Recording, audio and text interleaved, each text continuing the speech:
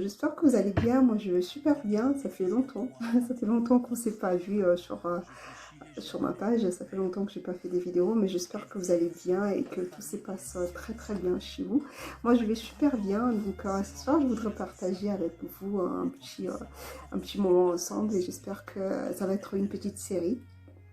Je vais faire deux vidéos quand même. Et donc, j'espère que le Seigneur va va nous bénir tout simplement, tous ensemble, au travers de ces petits échanges et cette petite exhortation que j'ai médité et que je pense vraiment que partager avec vous me fera plaisir et que quelqu'un va être béni par cette petite exhortation et que quelqu'un va être édifié tout simplement. Donc, je suis en train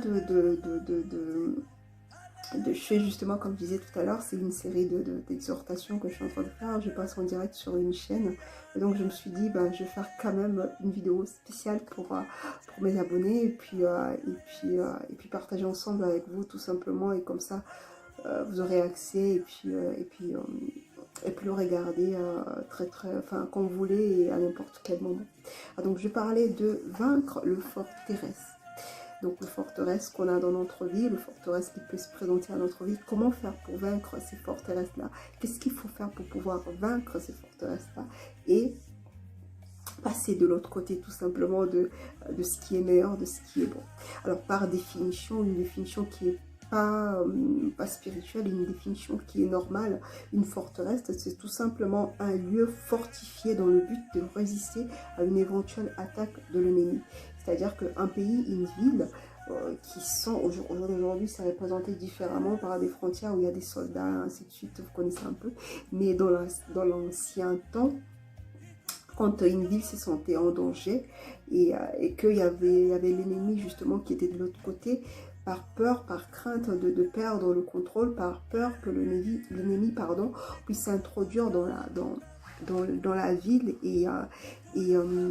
comment dirais-je, s'introduire dans la ville et prendre possession du territoire, prendre possession de la ville, du pays. Alors, ce qu'il faisait, il créait de murailles vraiment grandes et vraiment fortifiées pour empêcher que l'ennemi puisse pénétrer leur territoire tout simplement. Donc, on va retenir ces deux points qui vont être justement importants pour nous, pour la suite. C'est-à-dire qu'il y a un danger qui est ressenti, il y a l'ennemi, il y a celui qu'on suppose que c'est un ennemi. On a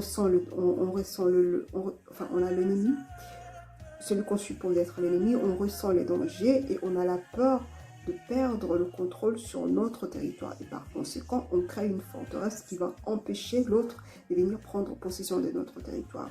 Et donc, si on associe ça, ou soit on illustre ça avec la parole de Dieu, heureusement pour nous, Paul a donné un exemple qui est très très magnifique en fait, qui est justement illustré par une forteresse tout simplement. Ça va être dans 2 Corinthiens 10, à partir du chapitre 10, pardon, commencer à partir du verset 3 jusqu'à 5. J'espère que, je vous laisse lire le verset, sinon je vais le lire vite fait, pour pas qu'on puisse perdre beaucoup de temps.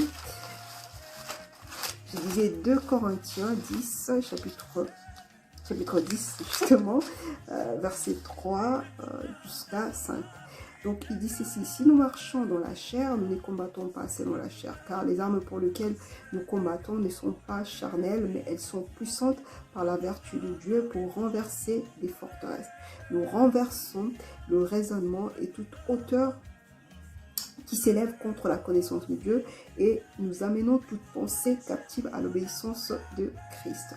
Ça, c'est les armes.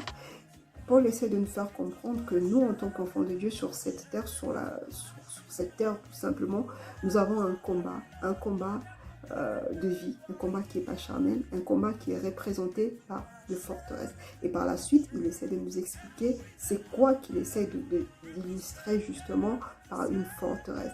Il parle de raisonnement, du système de pensée, de raisonnement, du système de pensée qui est contraire à la pensée de Dieu, le système de pensée qui s'élève en contradiction à la nature, à la connaissance de ce que notre Dieu est tout simplement dans notre vie.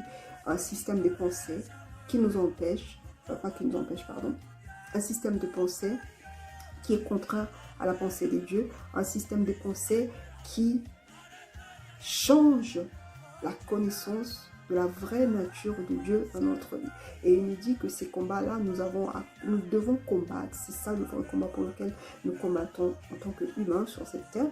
Et ces combats-là, nous avons des armes pour combattre et renverser ces systèmes de raisonnement, renverser toutes ces bases, toutes ces forteresses-là qui sont représentées par un système de pensée. Donc, je suis en train de méditer sur ça et je me suis dit, je vais essayer de partager ça. Parce que, vous savez, en tant que chrétien, aujourd'hui, on est tellement concentré à ce qu'on appelle combat, qui est vraiment des combats réels, hein, on va dire des combats par rapport à notre avenir, notre réussite, nos finances, notre vie professionnelle, nos enfants, le mariage, toutes ces choses-là. Et très souvent, on oublie le vrai combat. Ces choses-là, ces combats-là sont légitimes, on va dire, sont des combats pour lesquels on est censé combattre. Mais quand on connaît pas, quand on comprend pas la base, la raison, le vrai combat pour lequel on combat, très souvent on passe à côté. Et donc Paul il nous dit que ce sont des forteresses, c'est un système de pensée. Ce système de pensée, l'objectif c'est de contredire ce que Dieu est réellement dans notre... Et ce que Dieu est réellement en fait. La nature de Dieu, modifier la nature de Dieu. Et ces systèmes de pensée-là, c'est le diable qui ramène cette information-là dans notre vie.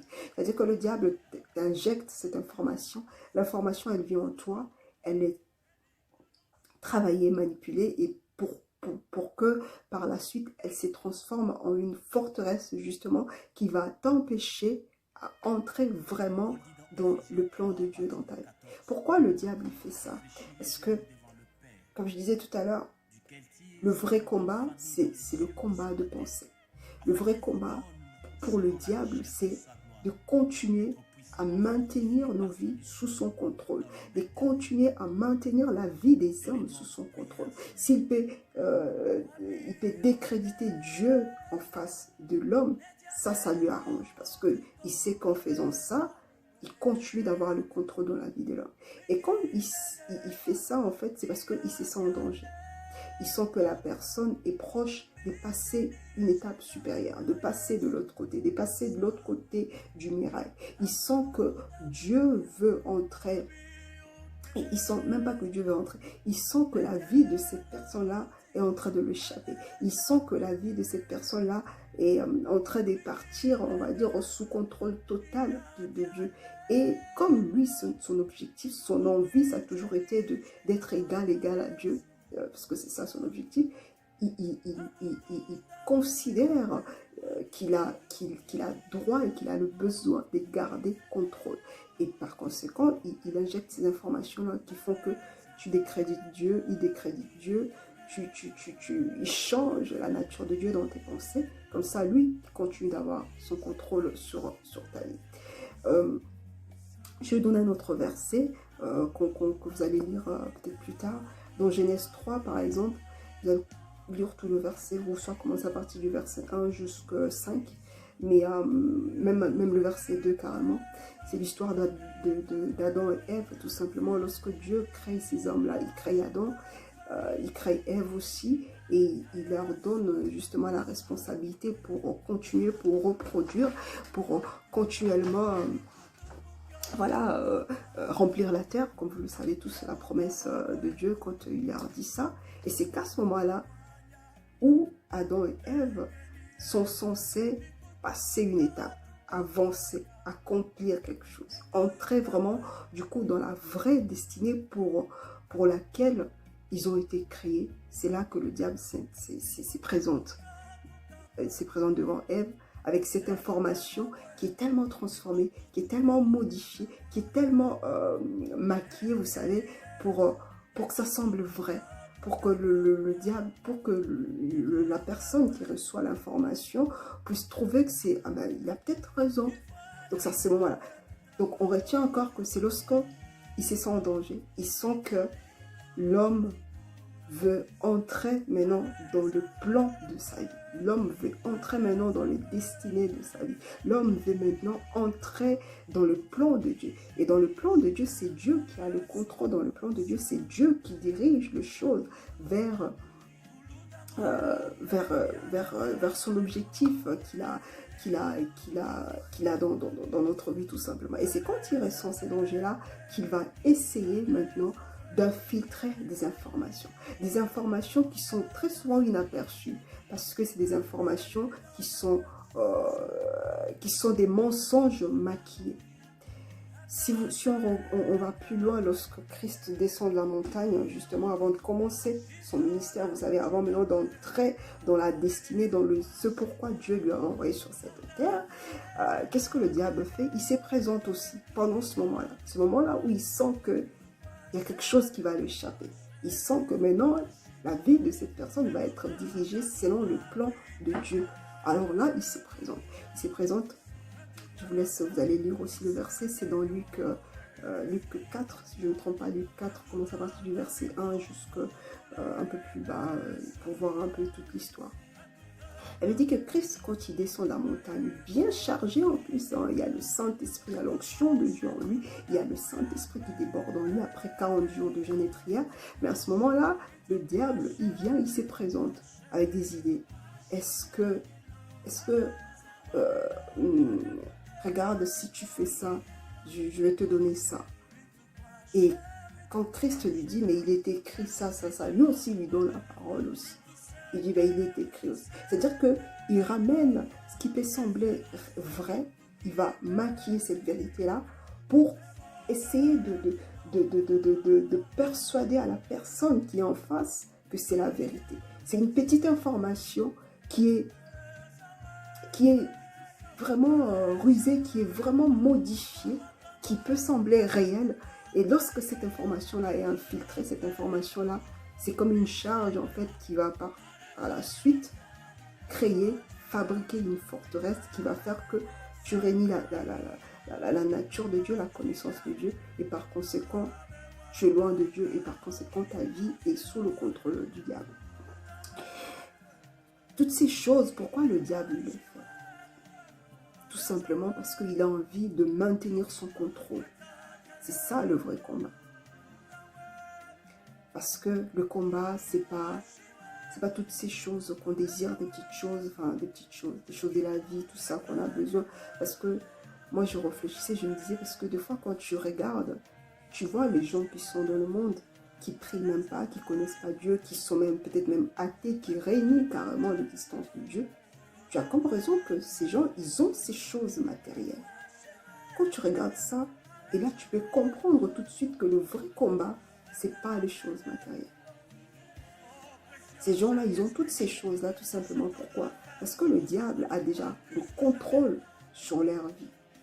Donc, le vrai combat, c'est combat de contrôle. Et donc, lorsque le diable ressent que tu commences à l'échapper, tu es peut-être proche de la porte de ta destinée. À ce moment-là, qu'est-ce qu'il fait? Être dans sa destinée, c'est quoi? C'est être dans le chemin tracé par Dieu. Être sous contrôle total et absolu de Dieu.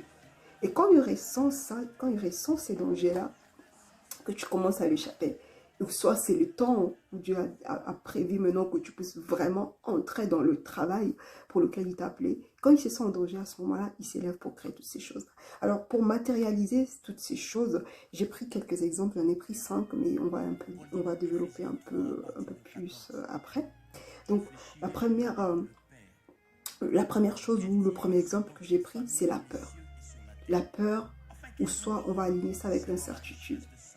La peur de l'avenir, la peur de ce qu'on ne sait pas ce qui va arriver demain, la peur de l'avenir qui semble incertain, la peur de quelque chose que tu as tellement besoin, que tu as demandé à Dieu, que tu ne sais pas si ça va arriver demain ou si ça ne va pas arriver.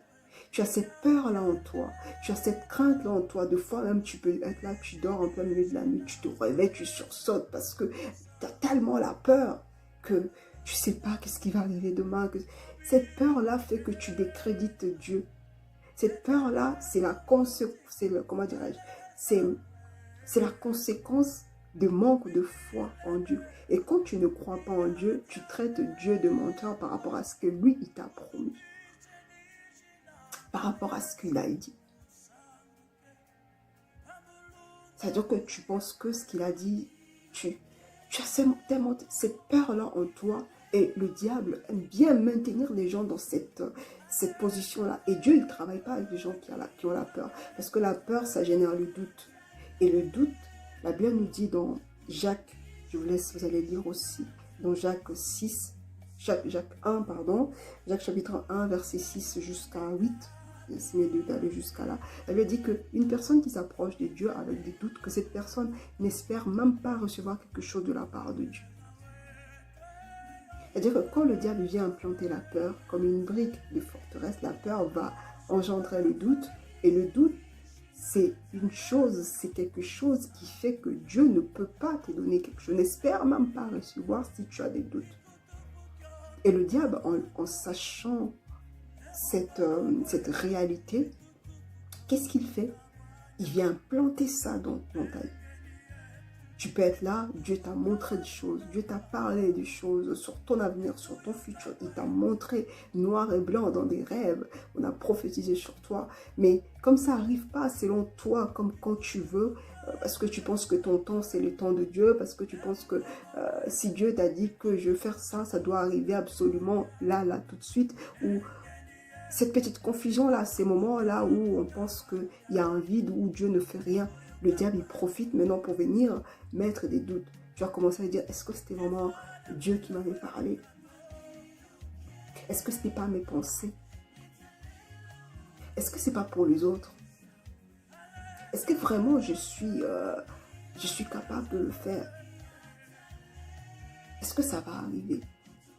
Est-ce que Dieu m'a vraiment promis? Tu commences à créer des doutes en toi.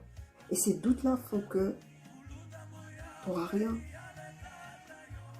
Et le diable, lui, il est content. Parce que, du coup, il prend le contrôle. Et toi, à cause de ces doutes-là que tu as qui créent une forteresse, tu n'auras rien, justement. Donc, tu vas commencer maintenant à te battre pour avoir des choses de la part de Dieu. Des choses que tu as besoin, matérielles, tout ça. Mais il y a le doute qui fait que tu n'auras rien. Tu peux combattre comme tu veux. Tu ne recevras rien. C'est la parole. Jacques 1, 6 à 8. Elle dit parce que ce type de personnes, c'est des personnes qui sont incertaines, qui changent de décision, qui changent de voie tout le temps. Tu ne recevras rien. Et le diable, comme il sait, il vient infiltrer ça. Ça peut sembler anodin. Ça peut sembler comme un rien du tout. On peut être vraiment rempli du Saint-Esprit, sentir qu'on est vraiment rempli de Dieu, chrétien et tout ça. Mais ça n'empêche pas le diable de venir infiltrer sa pensée dans ta tête. Il a fait avec Christ. Le verset de Luc 4, le premier chapitre, le premier verset, pardon, chapitre 4, le premier verset dit que Christ, il est en train de descendre, il était rempli du Saint-Esprit. Imagine maintenant toi. Ça ne va pas l'empêcher. Il va venir avec cette information-là. Il va chercher à infiltrer cette information-là en toi. Et cette information-là va générer une forteresse qui va faire que tu peux combattre là où tu veux. Tu chasses les démons, tu brises tout ce que tu veux briser. Mais arrivé au moment où la chose pour laquelle tu as combattu doit entrer dans ta vie, il y a une barrière. C'est bien de combattre. Mais combattons en étant sûr que après le combat, on n'a pas une barrière. Après le combat, on n'a pas une forteresse qui peut sembler logique pour nous. Le troisième exemple, ça va être des idées reçues. Je crois qu'on va s'arrêter là. Des idées reçues. C'est-à-dire que des idées que tu as reçues, qui ont été infiltrées en toi, des informations qui t'ont été données de par tes expériences, de par l'expérience que tu as vécue avec ta famille, avec tes amis, avec ton entourage, avec tes responsables, je sais pas, dans le monde professionnel, dans vraiment tout ce que tu as vécu dans ton expérience, des informations qui t'ont été infiltrées, des fausses informations, je précise bien, des fausses informations qui ont été infiltrées en toi. Qu'est-ce qu'on t'a dit quand tu étais enfant, par exemple? Qu'est-ce qu'on t'a dit qu'est-ce qu'on t'a dit ou on t'a dit dans ton lieu de travail? Tu peux pas. Ça, c'est pas pour des gens comme toi. Tu es bon à rien. Ça, franchement, c'est pas contre toi, mais je pense pas que tu peux le faire. Des fois, c'est les gens proches. Tu n'es pas assez compétent pour ça. Tu n'es pas assez joli pour ça. Tu n'es pas assez bien, bon ou bonne pour ça. Voilà, par rapport à tes expériences, tu peux pas. Enfin, toutes ces informations-là, toutes ces idées qui font qu'aujourd'hui, la personne que tu es, elle est définie par ces choses, par ces idées qui t'ont été infiltrées. Et ces idées, lorsqu'elles sont en toi, elles créent une forteresse qui font que lorsque tu ressens un besoin créatif, un besoin de faire quelque chose de grand, lorsque tu arrives en face, il y a ces paroles-là qui reviennent, qui te disent « ça, c'est pas pour toi, tu peux pas le faire, c'est pas à ton niveau, t'es pas assez bon ou bonne pour ça. » Et tu t'es dit non, et tu acceptes. Ça, c'est la meilleure stratégie du diable. Parce que Dieu, il ne nous a pas créés pour des choses, comment dirais-je, des choses lambda, quoi, des choses à peu près ou moyen. Non, Dieu il nous a créés pour de grandes choses, pour des exploits, pour des choses qui sont meilleures. Il veut qu'on soit à la tête. C'est ça le plan de Dieu pour nous tous. Mais lorsque toi, tu as tellement accepté toutes ces choses qui ont été injectées, toutes ces informations qui ont été injectées à toi, et tu as fait de ça, ta nature, tu les as acceptées, tu as accepté que oui, tu es comme ça. Et quand tu ressens ces besoins de faire plus grand, tu as cette voix qui revient, qui te dit non, tu ne peux pas, toi, tu ne peux pas. Tu as peut-être eu des expériences, peut-être on t'a fait du mal, par exemple. On t'a trahi. Quand tu étais enfant, peut-être on a abusé de toi, on t'a dit des choses, on t'a maltraité, on a fait vraiment des choses sur toi, des choses justement qui sont logiques, qui sont logiques, quoi, qui par définition, la sensation ou la personne que tu es devenue aujourd'hui, c'est logique selon le monde que tu sois comme ça parce que tu as vécu ça. Et ce soir, je voudrais te dire une chose. Reste pas victime. Refuse d'être victime. Même si le monde de la vie te montre par A plus B que tu es victime, refuse cette position-là. Refuse. Parce que le monde, le diable, qu'est-ce qu'il nous présente? Il va nous montrer une réalité qui semble être une vérité, qui semble être logique. Mais évidemment, c'est normal que tu sois comme ça parce que tu as vécu ça. Non. Nos expériences ne doivent pas définir négativement, parce qu'il y a des belles expériences aussi, la personne qu'on est censé être. Non. Refuse d'être victime de qui que ce soit. Refuse. On t'a fait des choses, on t'a fait du mal, on t'a dit des choses, on a fait des choses sur toi, je sais pas, peu importe ce que tu as vécu. C'est des choses qui sont arrivées. C'est dur, c'est difficile. Mais prends la première décision de refuser d'être victime de qui que ce soit. Accepter d'être victime, justement, c'est une grosse brique, en fait, du forteresse que tu donnes tout simplement au diable. Tu dis, bah, tiens, ça, pose là. Parce que ça fait que tu ne peux pas avancer. Ça fait que tu auras un cœur blessé. Tu auras un cœur, comment dirais-je, meurtri. Tu auras un cœur détruit tout simplement. Pas de pardon. Parce que pour toi c'est normal, c'est pas toi qui dois pardonner. C'est les autres qui doivent te pardonner. Pas de compassion. Parce qu'on t'a fait vivre ça, pourquoi toi tu vas être bon?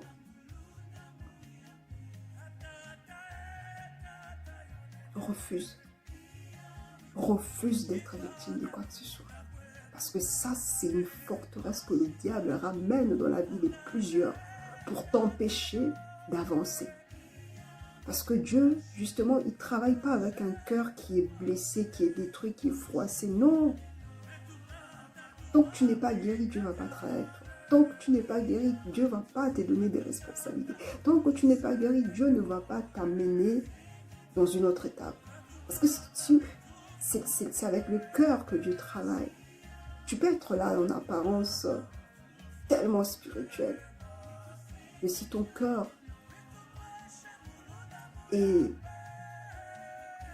n'a pas de pardon, est blessé, est détruit,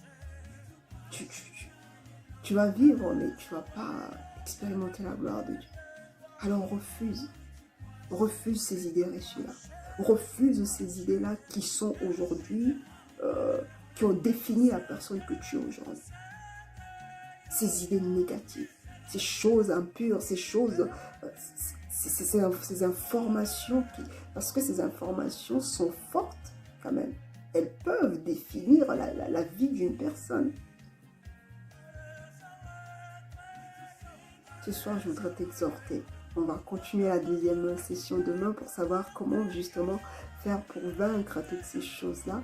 Mais ce soir, je voudrais t'exhorter de refuser cette nature-là, refuser cette information-là. Et ce soir, essaye d'identifier là où tu es, peu importe. Je dis ce soir parce que chez moi il fait tard, mais essaye d'identifier ces choses qui sont des forteresses pour toi aujourd'hui. Est-ce que tu vis dans la peur? Est-ce que tu vis dans le doute? Est-ce que tu vis dans des lamentations? Je ne vais pas parler de ça, mais ça fait partie des forteresses. C'est lamenter devant Dieu pour des choses pour lesquelles Dieu t'a dit, tu as dit dans sa parole, mais tu te lamentes parce que tu doutes, parce que tu as peur. Est-ce que tu vis dans le découragement? C'est-à-dire que Dieu t'avait montré des choses, promis des choses, mais aujourd'hui, ça n'arrive pas. Tu as dit, bon, pas grave, qu'il fasse comme il a envie de faire, moi je vais continuer, je cherche un plan B. Est-ce que tu vis dans ça? Ça, c'est des forteresses qui font que tu t'écartes du chemin de Dieu et tu es maintenant, si tu n'es pas dans le chemin de Dieu, tu es à la merci du diable. Il ne va peut-être pas forcément te mettre dans la pauvreté. Tu vas peut-être trouver un plan B, mais qui n'est pas le plan de ta destinée. Est-ce que tu vis dans des idées qu'on t'a infiltrées, des complexes d'infériorité, des choses qui font qu'aujourd'hui tu ne peux pas faire un pas en avant parce qu'on t'a dit que tu ne peux pas, parce qu'on t'a dit que toi, ta nature, nous, chez nous, on ne fait pas ça, nous, chez nous, non, que personne ne puisse définir qui tu es censé être. C'est Dieu. La personne que tu es censé être, c'est celle qui est écrite là. C'est tout. C'est pas la personne que ton père dit que tu dois être, ta mère, je sais pas, tes supérieurs et tout ça. Non. C'est cette personne que Dieu a dit que tu dois être, c'est cette personne-là. Et quand tu ressens un besoin qui remonte dans ton cœur de faire quelque chose, de bien, de meilleur, d'entreprendre, de faire, voilà, de faire des grandes choses, c'est que c'est cette personne-là que tu es censé être. Alors refuse cette case. Parce que c'est des moyens que le diable utilise pour te maintenir sous son contrôle, sous sa domination, sous ses stratégies, pour t'empêcher tout simplement d'aller plus loin, tout simplement de voir plus loin, tout simplement de voir ce qu'il y a devant, d'entrer dans le plan de Dieu, d'entrer dans ta destinée tout simplement. Il bloque tout. En fait, il met des barrières de gauche à droite et ça bloque. Tu peux être là, tu vas combattre. Tu vas combattre, chasser les démons, faire tout ce que tu as envie de faire. Mais après, quand il faudrait maintenant que la chose pour laquelle tu as combattu puisse entrer dans ta vie, est-ce qu'il y a une barrière? S'il y a une barrière, il n'y aura rien qui va entrer dans la vie. Elle le dit. Si tu as des doutes, n'espère même pas recevoir quelque chose. Combat comme tu as envie de combattre, mais n'espère même pas recevoir. Ce soir, je nous exhorte justement à identifier toutes ces barrières-là qui sont des forteresses, de ces barrières, ces manques de pardon. Par exemple, toi, tu ne pardonnes pas, tu es rancunier, tu ne pardonnes pas parce que c'est légitime, tu penses que c'est légitime parce que tu es victime, parce que c'est toi qu'on a blessé. Chez Dieu, en fait, il n'y a pas ça, en fait. Il faut que tu pardonnes. Même si le pardon n'est pas venu vers toi, il faut que tu pardonnes. Prends la résolution toi-même. On va parler de ça dans la deuxième session comme stratégie, comment faire pour vaincre toutes ces choses. Mais prends la résolution de prendre conscience de la situation et de prendre la résolution de laisser passer, de passer à autre chose, de refuser d'être maintenu dans cette case. Parce qu'en réalité, en fait, on pense que lorsqu'on pardonne pas, parce que c'est pas nous qui avons fait du mal, on punit la personne qui nous a fait du mal. Sauf qu'en réalité, on s'est puni soi-même. Après, je ne dis pas que c'est facile. C'est sûr qu'il y a des expériences qui sont vraiment très très dures. On verra demain justement comment faire justement pour vaincre ces choses-là. Et heureusement pour nous en tant qu'enfants de Dieu, Dieu ne nous a pas laissés seuls comme ça avec ces choses. Il nous a laissés avec des armes nécessaires, des armes puissantes justement pour vaincre ces choses, pour surpasser ces choses-là, parce que nous sommes appelés à vivre sous le contrôle absolu de Dieu et pas du diable. C'est ça la raison de notre existence sur cette terre. Et c'est ça le target, c'est ça l'objectif du diable d'ailleurs. C'est d'empêcher que notre vie soit complètement soumise et sous le contrôle de Dieu. Et donc prends conscience de ça. Identifie ces forteresses-là. Et donc, on va se voir certainement demain. Je vais faire une autre vidéo.